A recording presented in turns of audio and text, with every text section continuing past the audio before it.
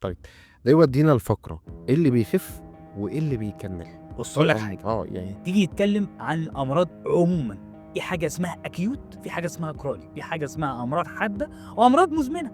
أمراض حادة يعني إيه؟ حد جاله مثلًا عدوى بسيطة في الجلد أيًا ما كان سبب العدوى، بكتيرية، فطرية، فيروسية، اتشخصت بدري، خد العلاج مضبوط، خد العلاج فترة كافية، تابع مع الدكتور المتخصص، بإذن الله ربنا يمِن عليه بالشفا. هل مثلًا ناخد مثلًا حاجة زي البُهاق، هل المريض ده بيخف؟ النهارده نقدر نقول إن المريض نسبة بدري يبدأ في العلاج بيتحسن وبيخف، ونشوف المريض بتاعنا بيخف. لكن هو خف، لازم يتابع بطريقة معينة بنعلمها للمرضى بتوعتنا.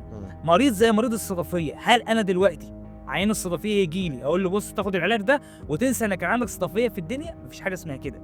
صدفية ياخد العلاج، يتحسن، يعيش حياته، ما فيش على جلده قشور ولا جلده فيه مشاكل، لكن لازم يمشي على بروتوكولات علاج طبقًا لحالته. يعني هيعيش إزاي؟ هو مرض ما بيخلص، الصيدلية دي حاجة سخيفة جدًا، جدًا، جدًا، فهو كده. يبقى أنا المريض زي مريض السكر والضغط، حد بيخف من السكر والضغط، لكن مريض لازم أتابعه بالعلاج علشان ما يدخلش في مضاعفات، علشان يعيش حياته مبسوط.